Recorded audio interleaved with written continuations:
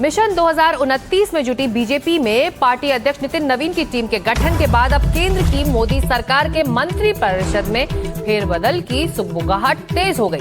माना जा रहा है कि आने वाले विधानसभा चुनावों को ध्यान में रखते हुए मोदी मंत्री परिषद में फेरबदल किया जा सकता है। साथ ही वर्तमान चुनौतियों से निपटने के लिए सरकार में युवा जोश डालने और प्रदर्शन के आधार पर कुछ मंत्रियों को हटाने की बात कही जा रही है।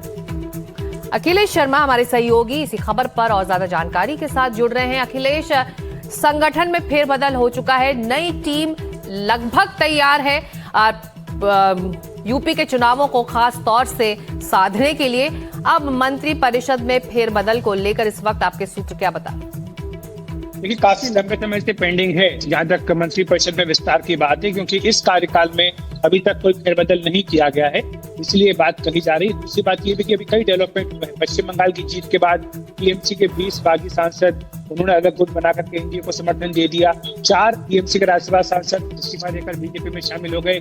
शिवसेना यूपीटी के 7 सांसद कूद करके शिवसेना में शिंदे में मिल गए हैं और आम आदमी पार्टी के 7 राज्यसभा सांसद बीजेपी में शामिल हो गए। तो इन सबको भी कहीं ना कहीं एडजस्ट करना होगा। उत्तर प्रदेश का चुनाव आ रहा है, विधानसभा का, उस लिहाज के फैसले करने होंगे। साथ ही कई जगह भी खाली हो गई है।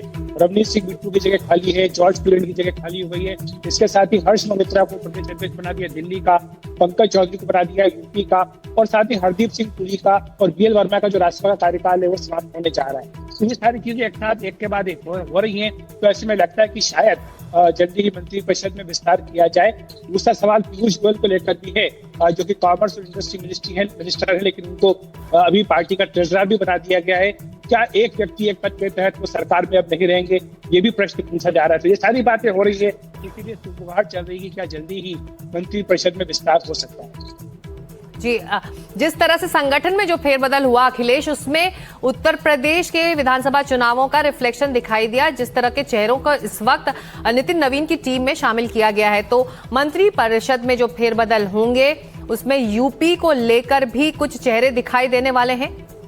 वैसे तो देखिए, यूपी से काफी सारे मंत्री पहले से ही हैं, यूपी की जो संख्या है, तादाद है, उसके हिसाब से। लेकिन इस बात से इनकार नहीं कर सकते कि जो जातीय समीकरण उनको साधना बीजेपी के लिए जरूरी है। खास तौर से अगर हम अपर कास्ट ब्राह्मण की बात करें तो वहां पर हरीश द्विवेदी को कल बीजेपी ने महासचिव बनाया है। इसी तरह ये भी कहा जा रहा है कि अभी कैबिनेट में कोई भी ब्राह्मण कैबिनेट मंत्री यूपी से नहीं है। तो क्या कोई ब्राह्मण कैबिनेट मंत्री हो सकता है, ये प्रश्न पूछा जा रहा है, या फिर कुछ दूसरी जातियों को साधने के लिए नुमाइंदगी बढ़ाई जा सकती है। जैसा मैंने कहा कि हरदीप पुरी और बीएल वर्मा 2 मंत्री हैं यूपी से, दोनों राज्यसभा के सांसद हैं, लेकिन उनका कार्यकाल जल्दी समाप्त होने जा रहा है। तो क्या ऐसे में उनकी जगह कोई दूसरा आएगा या इन्हीं को कंटिन्यू किया जाएगा, इस प्रश्न का भी जवाब ढूंढना। जी, आप नजर रखें, हम लौटेंगे आपके पास। फिलहाल जानकारी के लिए शुक्रिया।